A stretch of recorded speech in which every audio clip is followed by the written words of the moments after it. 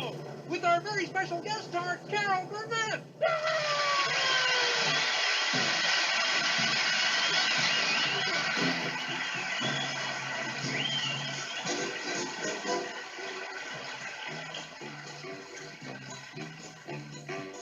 It's time to play the music. It's time to light the light. It's time to meet the Muppets on the Muppet Show tonight. It's time to put on makeup. It's time to dress up right. It's time to raise the curtain on the Muppet Show tonight. Why do we always come here? I guess we'll never know. It's like a kind of torture To have to watch the show.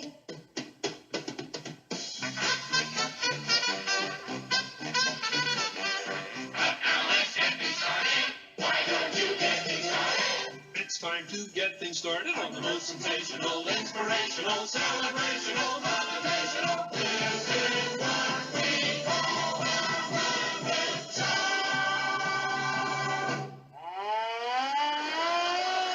Alright, so I'm going to be taking a look this week at the Muppet Show and one of the associated toy lines with it. So, as many of you already probably know, Jim Henson is the creator of the Muppets in the late 1960s, and in 1969, his Muppets gained popularity in the children's show Sesame Street. Now, while this did give his Muppets much-needed popularity and worldwide fame and acclaim, Jim Henson was kind of concerned that he was becoming pigeonholed as just a kids show creator. So he wanted to create something a little bit more mature for adults and kids alike, and therefore came up with the Muppet Show. Now, Jim Henson always said that he viewed the Muppets as real people because they were just an extension of himself and an extension of his body. Now, it always amazed me that the Muppets would interact with world-famous celebrities all over the world, and how people could view these little characters as living, breathing people and were respected just as much as anyone else in the entertainment industry. So in 1974, Jim Henson pitched the idea of the Muppet Show to theaters in LA, and the Muppet Show was born. It ran from 5 seasons, officially airing in 1976 to 1981. And some of the more famous stars that were able to appear on the show were stars like Steve Martin, Elton John, and believe it or not, even Alice Cooper. So, of course, with anything gaining in so much popularity, there was bound to be a toy line come out, and the most popular one from that series was made by Fisher-Price, and it was called the Fisher-Price Muppet Show Players, which included 6 of the original Muppets from the show, and they were little puppets that you had a stick that you could put in the back, and you could actually have a little puppet show with these little plastic and movable figures. Alright, as you can see here, I have all 7 of the Muppets from the Fisher-Price Muppet Show Players toy line. That was released in 1978.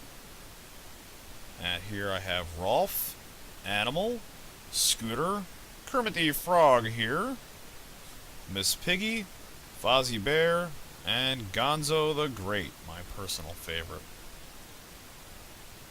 So let's first take a look at Kermit the Frog here. And you can see the nice bright green coloring. And now on the back, they would have a little peg hole where you could put the little stick you saw earlier in the back and hold it from the bottom, and you could move them around like a little puppet. And you can see Kermit bends at the waist here and has a nice neckline around his neck. And you can see him bowing there as if he's saying, thank you for coming to the Muppet Show. And the eyes look really good up top. And the collar, which I never understood why he had that. Frogs don't have that. And the feet and everything. So he looks pretty good. I think all the characters from the line are really well designed. Now this is Miss Piggy. She's a lot different than most of the others in this toy line because she also doubles as a finger puppet.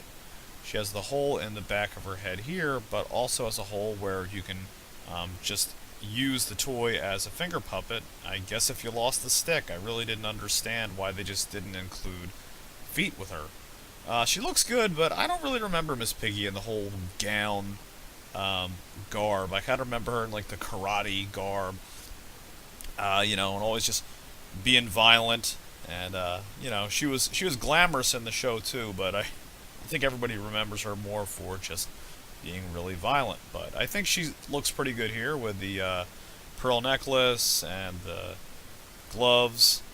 And you can see here what she's known for as Kermit saying, "Oh, Piggy, why don't we, hi-ya!" and cracks Kermit down. So, really abusive relationship. And now let's move on to Scooter. Scooter's one of the more hard to find characters in the series, and you can see he's pretty well worn here. I like to think he kind of reminds me of Jim Henson a lot. He really looks a lot like him. You can see he's got the nice cardigan sweater with the cuffs, the glasses, which are a little worn, and I always thought it was funny because the glasses, his eyes actually are like a part of the glasses, so that's kind of weird that the pupils pop out from the actual glasses. And as you can see, he's articulated as well with the ears and mouth, and overall looks really good. I like the detail they did on his clothing and everything like that. His joints are really loose, so he's hard to stand because he's been well played with over the years.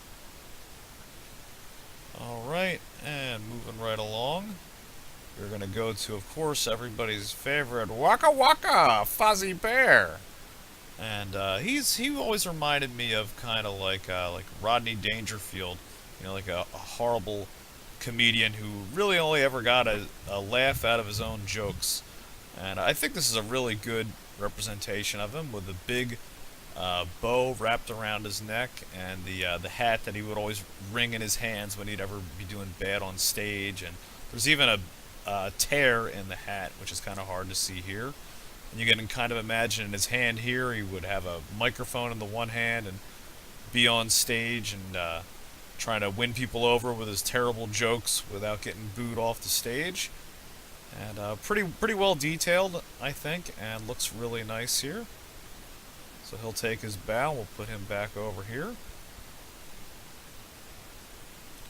And now, one of my personal favorites, this is Animal, which of course everybody knows. Yeah.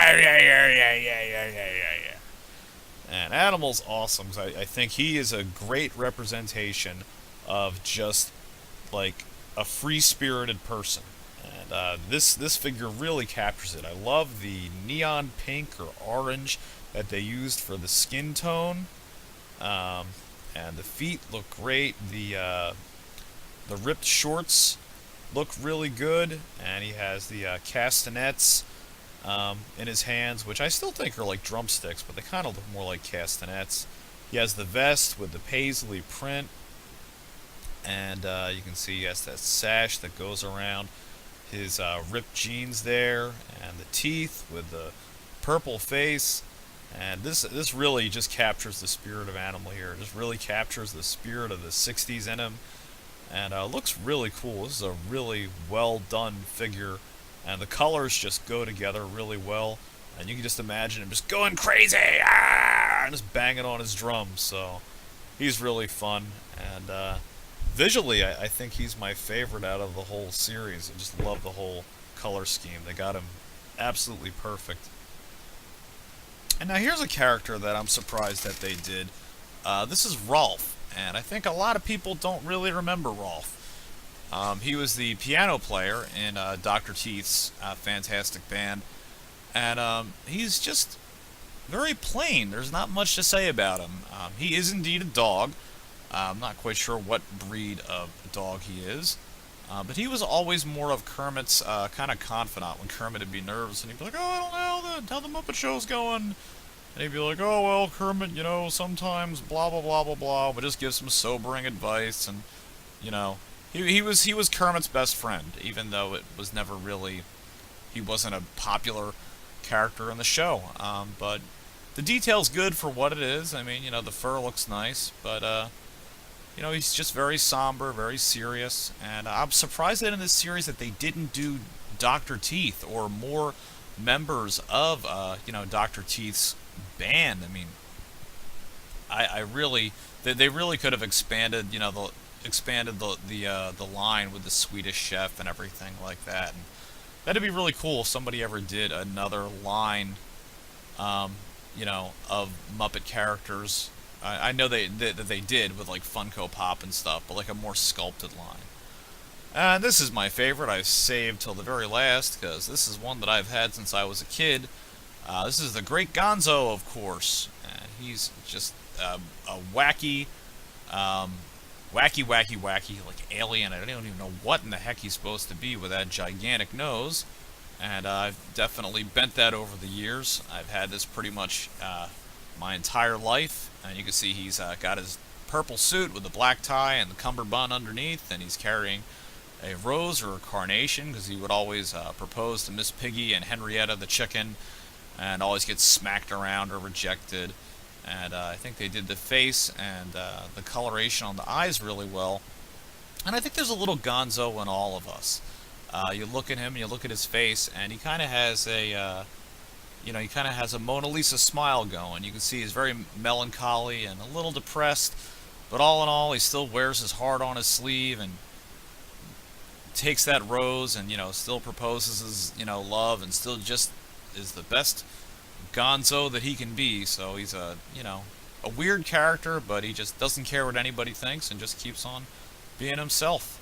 So I think he's a cool and fun, wacky character. Alright guys, well I hope you enjoyed taking a look with me today at the Muppet Show and the Muppet Show line of toys by Fisher-Price. I love everything that Jim Henson did creatively, from the Never-Ending Story to the Muppet Show to Sesame Street. I think that all the characters represent a lot of the human good that we have in ourselves, and just so much positivity, and showing that so many different people from all backgrounds can come together and seem to overcome no matter what obstacle is placed in their path. And I think we can all learn from that. I'll see you next time, guys. Hey guys, if you liked the video that you just watched, go ahead and hit that subscribe button down below. And if you do the Facebook or Twitter thing, follow me at #KingerRetro. See you next time.